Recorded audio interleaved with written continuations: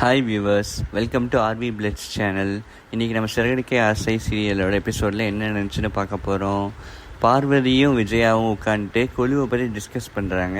விஜயா இந்த கொலுவெல்லாம் எனக்கு இன்ட்ரெஸ்ட் இல்லைன்னு சொல்லும்போது, பார்வதி நீ என்ன இறங்கி வேலையாக பார்க்க போகிற, மீனா தானே பண்ண போகிறா, சரின்னு சொல்லிடு, அதுவும் இல்லாமல் இது தெய்வ காரியம் வேறு, ரொம்ப நல்லது வீட்டுக்குன்னு சொல்கிறாங்க. விஜயா ஆமாம் அதுவும் கரெக்ட் தான் அப்படின்னு ஒத்துக்கிறாங்க. அதுக்கப்புறம் பாட்டெல்லாம் பாடுவீங்களான்னு பார்வதி கேட்குறாங்க. அதுக்கு விஜய் ஆமாம் என் புருஷன் பாட சொல்லியிருக்காரு, ஆனால் அதுக்கு என்னையே வேறு பாட சொல்கிறான்னு சொல்கிறாங்க. அதுக்கு பார்வதி உனக்கு பாட்டெல்லாம் பாட தெரியுமா அப்படின்னு கேட்குறாங்க.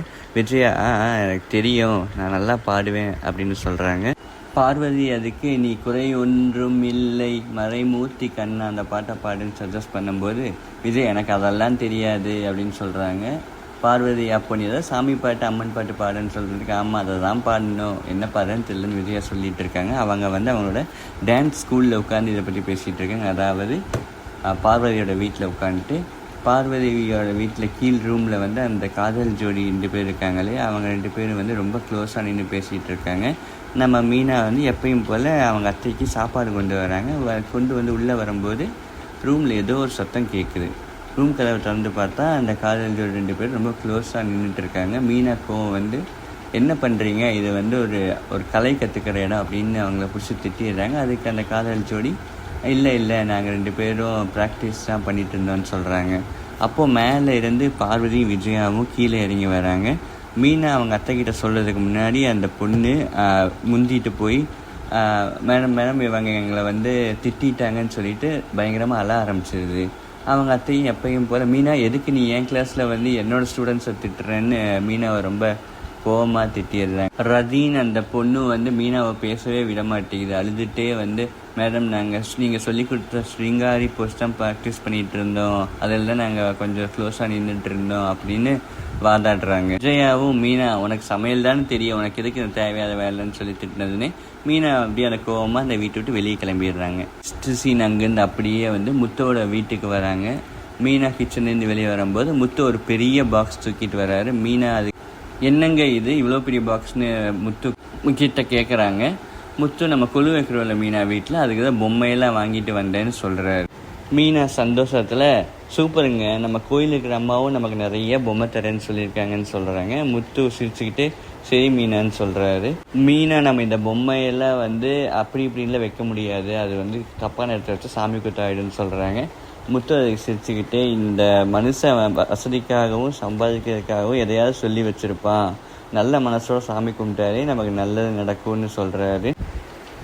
இந்த சாமியார் மாமியார்னு சுற்றுறவங்கலாம் சாமி கிடையாதுன்னு முத்து சொல்கிறாரு. டைம் பார்த்து நம்ம மனோஜ் வீட்டுக்குள்ளே இந்த பெட்டியெல்லாம் ஒரு மாதிரி பார்த்துட்டு என்ன பண்ணுறீங்கன்னு கேட்குறாரு. முத்து அதுக்கு கிண்டலா மீனா பூக்கடை வச்சிருக்காள், அதே பொம்மை கடையும் வைக்கலான்னு இருக்கான்னு முத்து சொல்கிறதுக்கு மனோஜ் அதை வீட்டுக்குள்ளே வச்சா எப்படி மற்றவங்களுக்கு தெரியும்னு கேட்குறாரு. முத்து கிண்டலா மறுபடியும் அப்போ நீ ஒரு போர்டு பிடிச்சிட்டு வெளியே நில்லு, பொம்மை விற்கிறோன்னு மக்கள் வாங்கிக்குவாங்கன்னு சொல்கிறாரு. மனோஜ் கோவமா ஒரு மூத்தவன் நான் கேட்கறதுக்கு நீ ஏதாவது ஒழுங்காக பதில் சொல்கிறியான்னு சொல்கிறதுக்கு முத்து நீ எல்லாம் மூத்தவன் சொல்லாத, நம்ம வீட்டிலே அப்பா மட்டும்தான் மூத்தவங்கன்னு சொல்கிறாரு. இன்னும் மூத்தவன் சொல்லி அப்பாவை அவமானப்படுத்தாதுன்னு சொல்கிறாரு. மனோஜ் உங்ககிட்ட கேட்கறதுக்கு என்ன, நான் செருப்பாலே அடிச்சுக்கலான்டான்னு சொல்கிறதுக்கு முத்து வெளியே செருப்பு இருக்குது போய் எடுத்து அடிச்சுக்குன்னு சொல்கிறாரு. மனோஜ் ரூம்குள்ளே என்ட்ரு ஆவார். அப்போ ரோஹிணி யார்கிட்டையோ டேப்லெட்லாம் கரெக்டாக எடுத்துக்குமான்னு சொல்கிறதுக்கு மனோஜ் யார்கிட்ட பேசிகிட்டு இருக்கேன் அப்படின்னு கேட்குறாரு. ரோஹிணி உடனே என் ஃப்ரெண்டோட அம்மா தான் அவங்களுக்கு உடம்பு சரியில்லை, அவங்க டேப்லெட்ஸ் எடுத்துக்க சொல்லிட்டு இருந்தேன்னு சொல்லி சமாளிச்சிட்டாங்க. மனோஜ் என்ன வெளியே நடக்கிறத பார்த்தியா, நம்மளே டயர்டாக வேலையை விட்டுட்டு வீட்டுக்கு வருவோம், இவன் வீட்டில் ஏதோ கொலு வைக்கிறேன் அது இதுன்னு சொல்கிறான், அது இல்லாமல் நம்மகிட்ட காசு இது கேட்டுற போகிறான்னு மனோஜ் சொல்கிறாரு. அதுக்கு ரோஹிணி அவர் காசெல்லாம் கேட்க மாட்டாங்க அப்படின்னு சொல்லி சமாளிச்சிட்டாங்க. அதுக்கு மனோஜ் சரி இப்போ இந்த பூஜைலாம் நடந்தால் 9 நாள் ஏதாவது கொழுக்கட்டை அந்த மாதிரி சாப்பிட்றதுக்கு செய்வாங்க, நீ அதெல்லாம் மத்தியானம் ஷோரூம்க்கு எடுத்துகிட்டு வந்த ரோஹிணின்னு சொல்கிறாரு. அதுக்கு ரோஹிணி பூஜையே சாயங்காலம் தான் நடக்கும், மத்தியானம்லாம் எதுவும் செய்ய மாட்டாங்கன்னு சொல்லிட்டாங்க. மனோஜ் நம்மகிட்ட காசெல்லாம் கேட்டுற மாட்டாங்களே இதுக்குன்னு கேட்டதுக்கு ரோஹிணி அவங்க தானே செய்கிறாங்க, நம்மகிட்ட காசெல்லாம் கேட்க மாட்டாங்கன்னு சொல்கிறாங்க. ரோஹிணி எனக்கு இந்த 9 நாளைக்கு 9 புது ட்ரெஸ் வேணும்னு சொன்னதும் மனோஜ் எதுக்கு உனக்கு புது ட்ரெஸ் இந்த 9 நாளைக்குன்னு கேட்குறாரு. நம்ம வீட்டுக்கு புது ஆளுங்களாம் வருவாங்க, என்னமோ பூஜைலாம் நடக்கும் சாமிக்கு, எனக்கு புது ட்ரெஸ் வேணும்னு சொல்கிறாங்க. மனோஜ் யோசிச்சுக்கிட்டே 9 ட்ரெஸ் வேணுமா, 2 ட்ரெஸ் எடுத்துக்கோன்னு சொல்கிறாரு. ரோஹிணி ஒரு மாதிரி அப்படியே மூஞ்ச வச்சுட்டு எனக்கு 4 ட்ரெஸ்ஸாவது தேவைப்படும் மனோஜ்னு சொல்கிறாங்க. லக்ஷ்மி, பார்வதி, சரஸ்வதி, அப்புறம் கடைசி நாளைக்கு அப்படின்னு சொல்லி ஒரு 4 ட்ரெஸ் அது வேணும் மனோஜ்னு சொல்கிறாங்க. இவங்களாம் யார் அப்படின்ட்டு மனோஜ் கேட்குறாரு. இவங்களுக்கு எல்லாமும் புடவை வாங்கிட்டு வரணுமான்னு கேட்குறாரு. ரோஹிணி அதுக்கு இதெல்லாம் சாமி பேருன்னு சொல்கிறாங்க. இந்த சாமிக்கெல்லாம் பூஜை நடக்கும், அதே மாதிரி லாஸ்ட் டேவும் ஃபங்க்ஷன் சிறப்பாக இருக்கும், இதுக்கெல்லாம் எனக்கு புடவை வாங்கினா போதுன்னு சொல்லிடுறாங்க. இதுக்கு நடுவில் முத்து வேறு மீனாக்கிட்ட நம்ம இந்த ஃபங்க்ஷனை வீட்டு தான் நடத்துகிறோம், எல்லாத்துக்கிட்டையும் எக்ஸ்ட்ரா காசு கேட்போன்னு சொல்கிறாரு. மீனா அதெல்லாம் வேண்டாங்க, நம்ம தான் நடத்துகிறோம், நம்மளே பார்த்துக்கலான்னு சொல்கிறதுக்கும் முத்து சும்மா இல்லாமல் நேராக மனோஜ் ரூம் கதவை தட்டி நம்ம வீட்டில் ஃபங்க்ஷன் நடத்துகிறோம், அதுக்கு நீயும் வந்து ஒரு 5000 காசு கொடு அப்படின்னு கேட்குறாரு.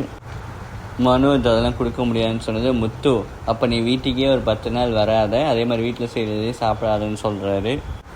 அதுக்கு ரோஹிணி சரி நாங்கள் நாளைக்கு காலையில் நான் காசு எடுத்து தந்துடுறேன் அப்படின்னு சொல்லிடுறாங்க. மனோஜ் அதான் இப்போ காசு தரேன்ல, நீ எல்லாம் கரெக்டாக பார்த்து பண்ணிடுன்னு சொல்கிறாரு. முத்து மனோஜை முறைச்சிட்டு அப்படியே முன்னாடி நடந்து வர்றாரு. மீனா ரோஹிணி கிட்ட நீங்களும் உங்களுக்கு ஏதாவது ஐடியா இருந்தால் சொல்லுங்கள் ரோஹிணின்னு சொல்கிறாங்க. ரவி ரூமில் பாட்டு கேட்டுட்ருக்காரு. ஸ்ருதி உள்ளே வந்துட்டு என்ன புதுசாக பாட்டெல்லாம் கேட்குறேன் அப்படின்னு கேட்டது. ரவி இது புதுசாலாம் இல்லை, பழைய பாட்டு தான், ஹிந்தி பாட்டு தான் அப்படின்னு சொல்கிறாரு. அதுக்கு ஸ்ருதி நான் அதை சொல்லலை, நீ பாட்டெல்லாம் பாட மாட்டியே அப்படின்னு சொல்கிறாங்க.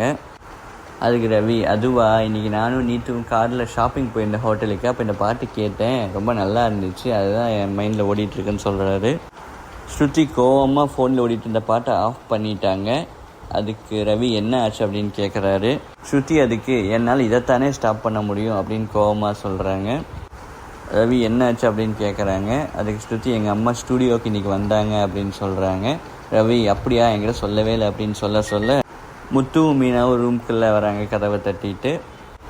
ஸ்ருதி சந்தோஷத்தில் வாங்க முத்து வாங்க மீனான்னு சொல்லிட்டு மீனாவோட கையை பிடிச்சி நம்ம இந்த ஆக்டிங்லாம் ஸ்டாப் பண்ணிடலாம் மீனா, நம்ம 2 பேரும் பேசிகிட்டு இருந்தே எனக்கு ஒரு மாதிரி இருக்குது அப்படின்னு சொல்கிறாங்க. மீனா அதுக்கு இல்லை ஸ்ருதி நம்ம அத்தைக்கு தெரிஞ்சால் நல்லா இருக்காது அப்படின்னு சொல்கிறாங்க. ரவி முத்துக்கிட்ட வேற என்ன விஷயம்னு கேட்குறாரு. முத்து எல்லாம் சந்தோஷமான விஷயம் தான்டா, பொம்மையில் வாங்கி வச்சுருக்கான்னு சொல்கிறாரு. உடனே ஸ்ருதி கங்க்ராச்சுலேஷன்ஸ் அப்படின்னு சொல்கிறாங்க. முத்து நீ நினைக்கிற மாதிரிலாம் ஒன்றும் இல்லை ஸ்ருதி அப்படின்னு சொல்கிறாரு. ஸ்ருதி அதுக்கு நான் டப்பன் ரசிகல் எவ்வளோ பார்த்துருக்கேன், அதுக்கு இதுதான் அர்த்தம் அப்படின்னு சொல்கிறாங்க. முத்து அது சரி, இந்த ஃபங்க்ஷனுக்கு உங்களோட கான்ட்ரிபியூஷன் 5000 அதை கொடுத்துருங்கன்னு சொன்னதும் ஸ்ருதி உடனே 2500 எடுத்து கொடுத்துட்டு மிச்சத்தை ரவி கொடுப்பான்னு சொல்கிறாங்க. முத்து சிரிச்சுட்டு பாத்தியா மீனா, இன்பம் துன்பம் பட்ஜெட் எல்லாமே இவங்க ஷேர் பண்ணுறாங்க அப்படின்னு சொல்கிறாரு. இவங்க தான் பெஸ்ட்டு கப்பல்னு முத்து சொல்கிறாரு. ஸ்ருதியும் ரவி அவங்க முடிஞ்ச ஒரு மாதிரி பார்த்துக்கிறாங்க. முத்து உடனே அங்கே ஒருத்தருக்கான் அவன் காசே கொடுக்க மாட்டான்டா அப்படின்னு சொல்கிறார். ரவி அதுக்கு அவன் எப்படா காசு கொடுத்துருக்கான், நம்ம சின்ன வயசில் கிரிக்கெட் பேட் வாங்கினாலும் நம்ம காசை தான் வாங்குவோம், அவன் நம்ம கூட விளையாட மட்டும்தானே வருவான் அப்படின்னு சொல்கிறாரு. ஸ்ருதி சிரிச்சுட்டு அப்போது இந்த ஃபங்க்ஷன் நிறைய டிஷ்ஷஸ்லாம் செய்வீங்களா மீனா அப்படின்னு சொல்கிறாங்க. மீனா அதுக்கு ஆமாம் ஸ்ருதின்னு சொல்கிறாங்க. ரவியை நானும் உங்களுக்கு வந்து ஹெல்ப் பண்ணுறேன் அப்படின்னு சொல்கிறாரு. ஸ்ருதி உடனே எங்கள் வீட்டில் பெரிய டெட்டி பியர் இருக்குது, நானும் இந்த குழியில் வைக்கிறதுக்கு கொண்டு வரேன்னு சொன்னது முத்து முழிக்கிறாரு. ரவி அதுக்கு அது கரடி பொம்மைன்னு அப்படின்னு சொல்கிறாரு. மீனா ஸ்ருதிக்கிட்ட கரடி பொம்மையெல்லாம் வைக்கக்கூடாது ஸ்ருதி, நம்ம வீட்டு இதுக்கு நிறைய பொம்மை இருக்குது, நம்ம அதை தான் குழுவில் வைக்கணும்னு சொல்கிறாங்க. அடுத்த நாள் காலையில் மீனா அந்த கொழு பொம்மையில் ஹாலில் எடுத்து பார்த்துட்ருக்காங்க. ஸ்ருதி வெளியே வந்துட்டு என்ன மீனா பண்ணுறீங்க, பொம்மை கூட விளையாண்டுருக்கீங்களான்னு கேட்குறாங்க. இல்லை ஸ்ருதி இதுதான் நம்ம கொழுக்கு வைக்க போகிற பொம்மை, அதுதான் நான் எடுத்து பார்த்துட்ருக்கேன்னு சொல்லிகிட்டு இருக்காங்க. அப்போ முத்து உள்ளே வராரு. மீனா என்ன பண்ணிகிட்டு இருக்க, இப்போயே கொழு வைக்க போறியான்னு கேட்குறாரு. இல்லைங்க நான் சும்மா தான் பார்த்துட்ருக்கேன்னு மீனா சொல்கிறாங்க.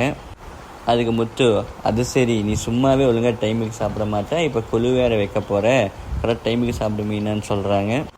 ஸ்ருதி உடனே ஆமாம் மீனா, நீங்கள் உங்கள் ஹெல்த்தையும் பார்த்துக்கணுன்னு சொல்கிறாங்க. மீனா அதுக்கு அதெல்லாம் நான் கரெக்டாக தாங்க சாப்பிட்றேன்னு சொல்கிறாங்க. நம்ம ரவி உள்ளேருந்து வராரு. வந்துட்டு சரி ஸ்ருதி நான் கிளம்புறேன்னு சொல்கிறாங்க. ஸ்ருதி என்ன இவ்வளோ சீக்கிரமாக கிளம்புறேன் அப்படின்னு கேட்குறாங்க. ரவி அதுக்கு நீத்து கூப்பிட்டாங்க, ஹோட்டல் சம்மந்தமாக பேசணுன்னு சீக்கிரம் வர சொன்னாங்கன்னு சொன்னது ஸ்ருதி அதுக்கு முறைச்சிட்டே பார்க்குறாங்க. ரவி சொல்லிட்டு கிளம்பிட்டார். ஸ்ருதி இந்த பொம்மையில் நம்ம எங்கே வைக்க போகிறோம், ஸ்டெப்பாக தானே வைப்பீங்க அப்படின்னு கேட்ட உடனே மீனா ஆமாம் நம்ம இந்த ஹாலில் இங்கே தான் வைக்க போகிறோன்னு சொல்கிறாங்க. எப்படி ரேண்டமாக இந்த பொம்மையில் வச்சிடலாமான்னு ஸ்ருதி மீனா கிட்ட கேட்டதுக்கு மீனா இல்லை ஸ்ருதி அதுக்கெல்லாம் ஒரு முறை இருக்குதுன்னு அந்த 7 படிக்கட்டில் எப்படி எந்தெந்த பொம்மைகளை வைக்கணும்னு அழகாக ஒரு எக்ஸ்ப்ளனேஷன் கொடுக்குறாங்க வியூவர்ஸ். நீங்கள் அதை பார்த்து என்ஜாய் பண்ணுங்கள். உங்களுக்கு இந்த வீடியோ பிடிச்சிருந்துச்சுன்னா நம்ம சேனலை சப்ஸ்கிரைப் பண்ணுங்கள், லைக் பண்ணுங்கள், ஷேர் பண்ணுங்கள். தேங்க்யூ.